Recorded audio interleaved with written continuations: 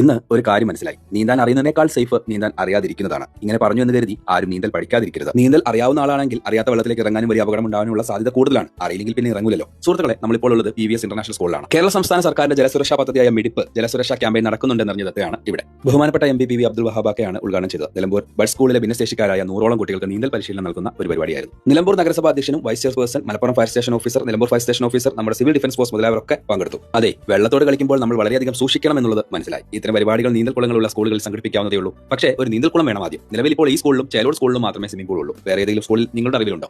ഒരാൾ വെള്ളത്തിലകപ്പെട്ടാൽ എങ്ങനെ രക്ഷിക്കണം എന്നുള്ളതൊക്കെ ഫയർഫോഴ്സ് ഉദ്യോഗസ്ഥർ കുട്ടികൾക്ക് പഠിപ്പിക്കുകയാണ്. നീന്തൽ അറിയാവുന്ന ആളാണെങ്കിൽ നീന്തൽ അറിയാത്ത ആളുടെ പുറകിൽ ചെന്ന് വേണം പിടിച്ച് കരയിലേക്ക് അടുപ്പിക്കാൻ, അല്ലെങ്കിൽ നമ്മളെ കൂടി അപകടത്തിലാക്കും. വെള്ളത്തിൽ കിടക്കുന്ന ആളുടെ മുടിയിലും വസ്ത്രത്തിലും ഒക്കെ പിടിച്ച് കയറ്റുന്നതും അപകടകരമാണ്. കഴുത്തിന്റെ പുറകിലൂടെ ഇങ്ങനെ പിടിച്ചിട്ട് വേണം നീന്തി കരയിലേക്ക് അടുപ്പിക്കാൻ. ഇനി നിങ്ങൾക്ക് നീന്തൽ അറിയില്ല, ഒരുത്തൻ വെള്ളത്തിൽ മുങ്ങി താഴുകയാണെങ്കിൽ എന്തെങ്കിലുമൊക്കെ എറിഞ്ഞു കൊടുത്തിട്ടെങ്കിലും രക്ഷിക്കാൻ ശ്രമിക്കണം. ഇങ്ങനെ ചെയ്യുമ്പോഴും സൂക്ഷിക്കണം. വെള്ളത്തിൽ കിടക്കുന്ന ആൾ അതിശക്തിയോടെ വലിക്കുമ്പോൾ വെള്ളത്തിലേക്ക് നമ്മളും വീണേക്കാം. അപ്പോൾ ഒരു കയറാണെന്നിരിക്കട്ടെ, എറിഞ്ഞു കൊടുത്ത ശേഷം നമ്മൾ കിടന്നുകൊണ്ട് വേണം വലിക്കാൻ. ഇത്തരത്തിൽ